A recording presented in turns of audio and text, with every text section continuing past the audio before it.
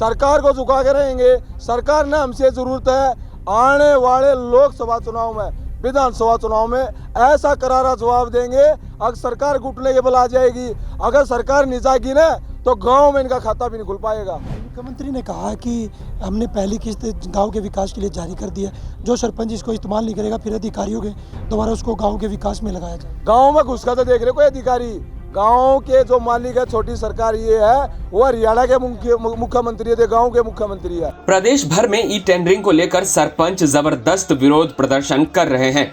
कहीं poster banner लगाकर सरपंच अपना विरोध जता रहे हैं तो कहीं सरपंच अपने आप को जंजीरों में बांधकर बीजेपी सरकार को 2024 में होने वाले लोकसभा चुनाव को लेकर चुनौती दे रहे हैं। लेकिन इस बीच ई टेंडरिंग को लेकर पंजाब और हरियाणा हाईकोर्ट ने एक झटका दिया है और ये झटका खट्टर सरकार को नहीं बल्कि सरपंचों को ही लगा है।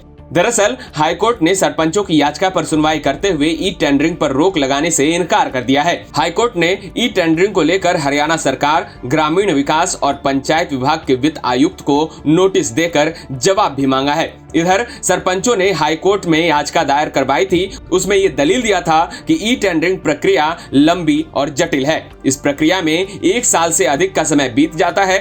बीजेपी सरकार ने अपने पिछले कार्यकाल के दौरान 2015 में भी ई टेंडरिंग प्रक्रिया शुरू की थी, लेकिन हाईकोर्ट में चुनौती देने के बाद सरकार ने अपना फैसला वापस ले लिया था।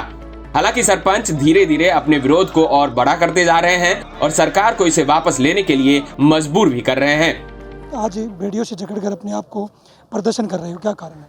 सरकार ने e tendering right to recall जो गाँव के विकास पर रोड़ा अटकाने के लिए थोपे हैं, उन दोनों काले कानूनों के विरोध में आज हमने बेड़ियां बांधकर सरकार को जगाने का प्रयास किया है और गांव की जनता को भी एक मैसेज दिया है। किस तरह से यह जो बेशर्मी सरकार है, जिसको पंचायत के बारे में इतना ज्ञान नहीं है, जानबूझकर गांव के विकास पर रोड़ा अटका रही है। और जो सरपंच भाई जो चुन के आए थे, जिनमें एक जोश था अगर हम गाँव के विकास में नई सीढ़ी आगे बढ़ाएंगे, गाँव का विकास आगे लेकर जाएंगे, उनको रोकने का जो काम किया है, आज उसके विरोध में हमने बेड़ियां बांधकर यहाँ विधायक के आवास के सामने हमने प्रदर्शन किया है। सरकार भी पीछे हटने को तैयार नहीं है। ये टेंडरिंग को राइट टू रिकॉल हम भी पीछे नहीं हटेंगे, सरकार को झुका के रहेंगे। सरकार ने हमसे जरूरत है आने वाले लोकसभा चुनाव में, विधानसभा चुनाव में ऐसा करारा जवाब देंगे। अगर सरकार घुटने के बल आ जाएगी, अगर सरकार नहीं जाएगी ना तो गाँव में इनका खाता भी नहीं खुल पाएगा। मुख्यमंत्री ने कहा कि हमने पहली किस्त गांव के विकास के लिए जारी कर दी है। जो सरपंच इसको इस्तेमाल नहीं करेगा फिर अधिकारियों के दोबारा उसको गांव के विकास में लगाया जाए। गांव में घुसका तो देख रहे कोई अधिकारी, गांव के जो मालिक है छोटी सरकार ये है, वो हरियाणा के मुख्यमंत्री है, गांव के मुख्यमंत्री है। अगर उन्होंने कोशिश करी, गाँव में विकास कार्य जब होगा ना, जब ठीक ढंग से होगा, हम किसी भी सूरत में ठेका प्रथा को बर्दाश्त नहीं करेंगे।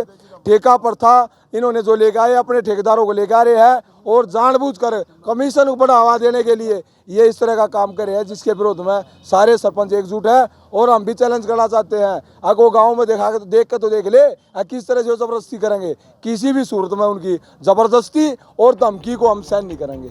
बहरहाल हाईकोर्ट ने तो अभी ई टेंडरिंग पर रोक लगाने से इनकार कर दिया है, लेकिन सरपंच बार बार ये कह रहे हैं कि या तो सरकार इस ई टेंडरिंग को वापस ले, नहीं तो 2024 में इसका खामियाजा भुगतने के लिए तैयार रहे। ब्यूरो रिपोर्ट, हरियाणा तक।